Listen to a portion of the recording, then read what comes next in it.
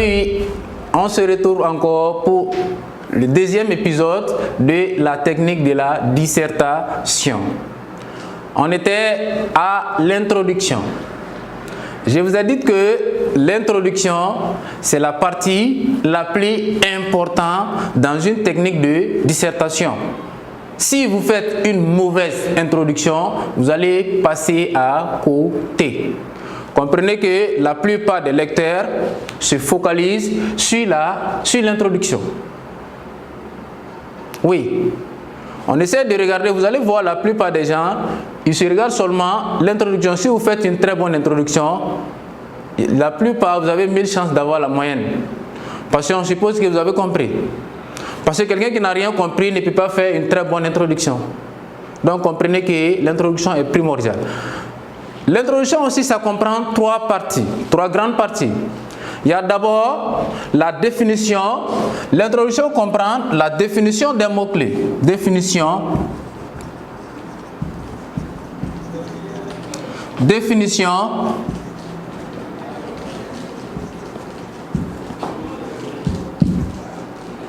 Définition des mots-clés ou expressions. Ça veut dire que dans un sujet de dissertation, il faut chercher d'abord à définir les mots-clés qui sont dans le sujet ou les expressions. Si vous avez des difficultés à analyser les mots-clés qui sont dans votre dissertation, vous allez faire hors sujet ou bien vous allez passer à côté. Donc, définir les mots-clés d'abord. Après la définition des mots-clés, qu'est-ce qu'il faut faire? Il faut reformuler la reformulation. Reformulation.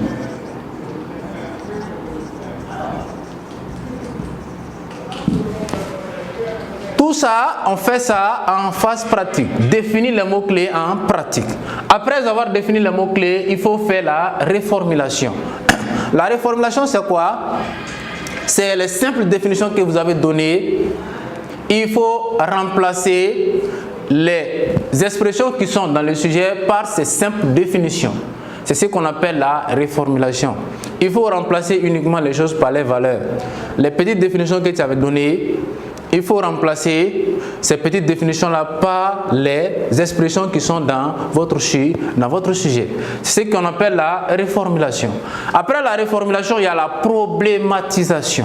Enfin, la problématisation.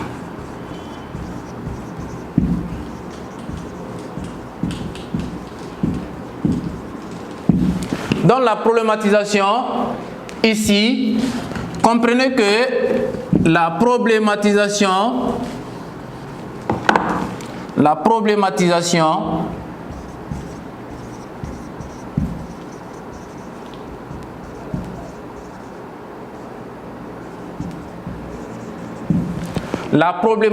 ici, c'est quoi? C'est de poser une interrogation, un problème sur le sujet, un problème dans le sujet. Si vous ignorez la problématisation, vous allez passer à côté. Ça sera très difficile pour vous de traiter la dissertation. Donc, il faut comprendre que sans concevoir le problème posé dans le sujet, vous allez passer à côté.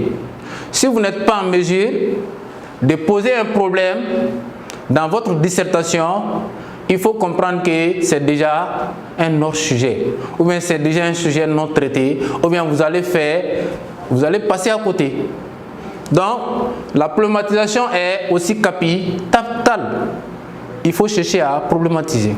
Donc après l'introduction, nous allons passer au développement ou corps du sujet. Développement ou corps du sujet. Ça, c'est grand 2. Grand 2.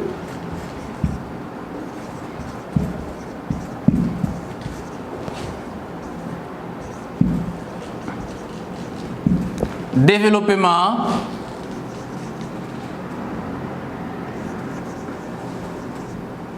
Donc, nous allons passer au développement au corps du sujet.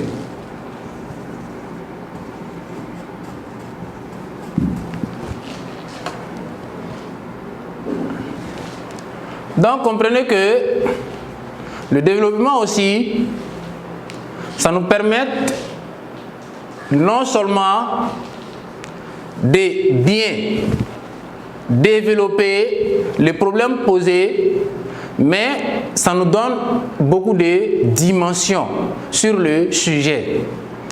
Donc, si vous faites une mauvaise introduction, développement, ce sera pareil. Ça sera pareil. Ça, c'est inévitable. Parce qu'on suppose que vous allez passer à côté. Une mauvaise introduction suppose déjà que vous avez tout raté. Ça, c'est indiscutable dans la dissertation philosophique.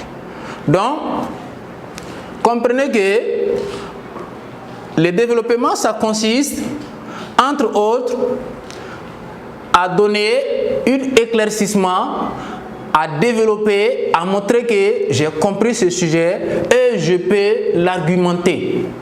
Il s'agit de donner plusieurs arguments par rapport au problème que vous avez posé. J'ai compris ce sujet. Qu'est-ce que j'ai fait? À travers cette compréhension, j'essaie de développer, d'appuyer davantage. J'appuie et j'appuie. Ce sont ces différentes argumentations qui me permettent de développer le problème posé dans la dissertation philosophique. Donc, comprenez que sans le développement, rien ne peut aller. Et si vous faites une mauvaise introduction, c'est fini. Vous allez passer à côté. Donc, le développement aussi, vous allez voir que pour traiter un sujet de dissertation, il faut comprendre d'abord aussi quel genre de sujet ça y donne. Si c'est un sujet analytique, ou bien si c'est un sujet dialectique, ou bien si c'est un sujet analytique, ou bien sujet d'explication. Sujet d'explication et analytique, c'est la même chose. Sujet dialectique, c'est un sujet aussi à discuter. Donc, au développement, nous allons voir des types de sujets. Les sujets, généralement, on vous donne des sujets d'explication ou soit des sujets dialectiques. Mais comprenez qu'en philo, la plupart des sujets qu'on vous donne, c'est des sujets dialectiques. Donc nous allons voir en développement la première phase qui est le sujet le sujet d'explication. Dans les sujets d'explication,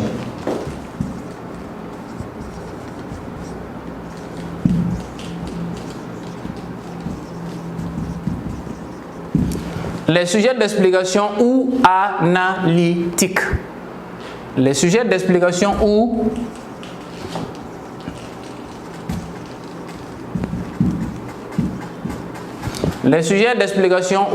analytiques. Donc, je vous donne rendez-vous pour notre 3e épisode sur la technique de la dissertation philosophique.